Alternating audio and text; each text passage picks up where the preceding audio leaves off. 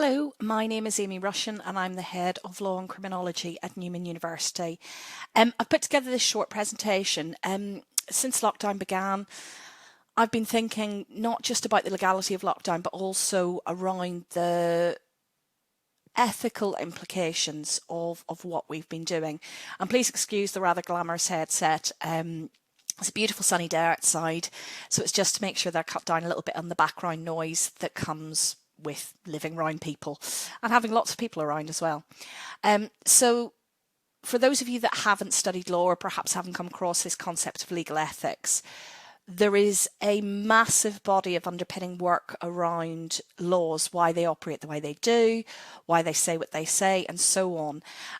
So while my colleague Nkem has looked at the legality of lockdown, I'm going to look at the underpinning legal ethical concepts that have allowed us to enter the position that we're currently in. So the next few minutes are just going to be looking very briefly at why we've cooperated with lockdown, what is the ethical and moral imperative to cooperate, and why as a society we have chosen to cooperate with such fundamental restrictions on our personal freedoms. So we all know the law around the lockdown.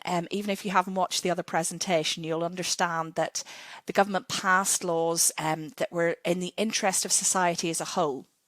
So they decided that actually, given that the risk that we were facing, the threat that was considered to be coronavirus, and the threat to public health and safety, that laws would be passed that would significantly restrict our freedoms. Given that they were for societal protection, the enforcement of those laws was passed to the police. And the cooperation was really underpinned by this moral imperative, this idea of protecting ourselves. Yes, that's the personal imperative, protecting others, protecting our health service. And really this idea that we were coming together as a universal community to protect those vital services and those around us.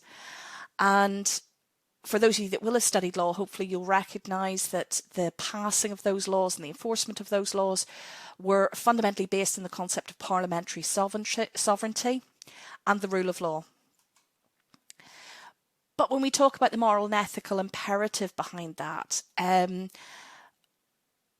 was a time when society did not have law. Primitive societies did not have this codified, clear, precise, punishment-based or rights-based system that we do now.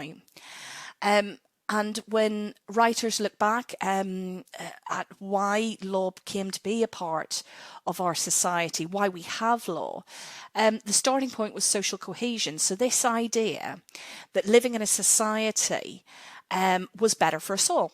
It's better to live as a society than as individuals because of the sharing of resources. You think about going back to the hunter-gatherers. Is it better to have one hunter and one gatherer, or have lots of them where those resources that are hunted and gathered can actually be shared? But that idea of social cohesion and the sharing of resources required rules to balance the competing needs of individuals. So that idea that you needed a law that said that things were shared equally. Otherwise, it goes to survival of the fittest. The biggest, stronger hunter, the biggest, strongest gatherer will take the largest share of the resources. So that very simplistic concept of rules surrounding resource sharing, that's the starting point for societal rules. Now, those original laws, those original rules that governed our societal cohesion were normally punishment-based. You took more than your fair share, you got it taken back from you, and you got less as a result. That very simple concept of a punishment-based system. But as societies became more complex, as they became larger, it stopped being about punishing you for what you've done against society and moved more into this competing rights of individuals, the rights that individuals had against each other, the rise of trade and so on. So the law that governed those societies became much more complex and moved from simply the punishment-based system, what we recognise now as the criminal law, into something that was much more private law based, the law between individuals. So a simple example now is the law of contract or the law of tort, all of these things that you're going to start learning about on law degrees, or you've already started learning about if you've done some study already. And the idea was that it became much more complex. So that was the founding basis on which we had laws incorporated into society. So what does that mean for us in lockdown? You know, the sharing of resources, you know, hunter-gatherers, stockpiling loo roll, all those sorts of things. Well, nobody got punished for stockpiling loo roll, apart from that fella in Australia who tried to return an awful lot of it. But when we look at the laws that have been passed in lockdown, what is the underpinning morality of those laws? And when we look at ethical theories, so we've gone from the development of law and society, from this very simplistic punishment-based societal cohesion into a much more complex rights-based system, rights of each we have against each other, rights society has against us. But when we look at those laws developing, there's two main ethical theories that underpin how laws develop.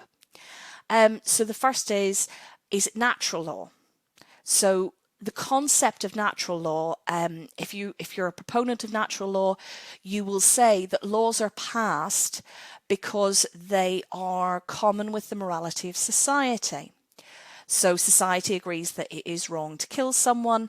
We have a law against it. That's natural law. Society decreed that it was right to lock us down to protect each other, to protect our society, to protect our resources. Therefore, morality dictated that lockdown should happen. But on the other side of the coin to natural law, you have a concept of utilitarianism.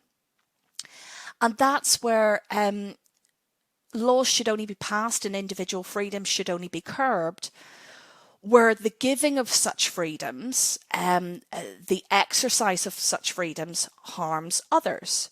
So that's the two sides of the coin. So you have natural law on one hand, which is societal morality, common morality, what we consider to be right or wrong dictates our laws, as opposed to utilitarianism, which says you should be allowed to do whatever you want, provided what you're doing doesn't harm other people.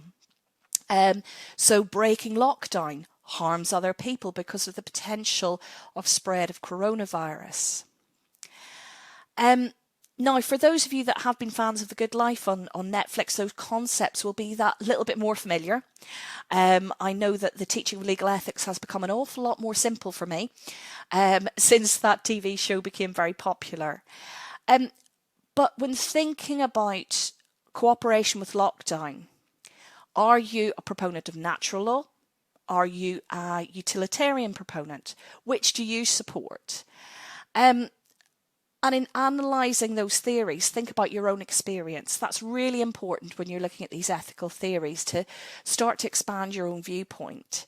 Do you cooperate with lockdown? And I'm presuming you all do cooperate with lockdown. Are you cooperating with it because you feel it's morally right, that it's morally the correct thing for you to do, to cooperate? Are you cooperating because of fear of punishment? And obviously with the recent easing of the restrictions, the fines and punishments have been increased. So while we have that little bit more freedom, we have a more severe punishment for going beyond that small amount of freedom. Or are you cooperating simply for your own protection? Are you setting aside that common ethical morality? Are you setting aside that sense of community and saying that actually this is about me as an individual? I'm protecting myself. And in doing so, what you will be doing is analysing your position in respect of the lockdown, in respect of those ethical theories. The natural law proponent, the utilitarian proponent, the punishment-based system, or the societal cohesion-based system. So whatever reason you may come up with, that you're cooperating, have a think about those theories, and whatever you do, stay alert and stay safe. Thank you very much.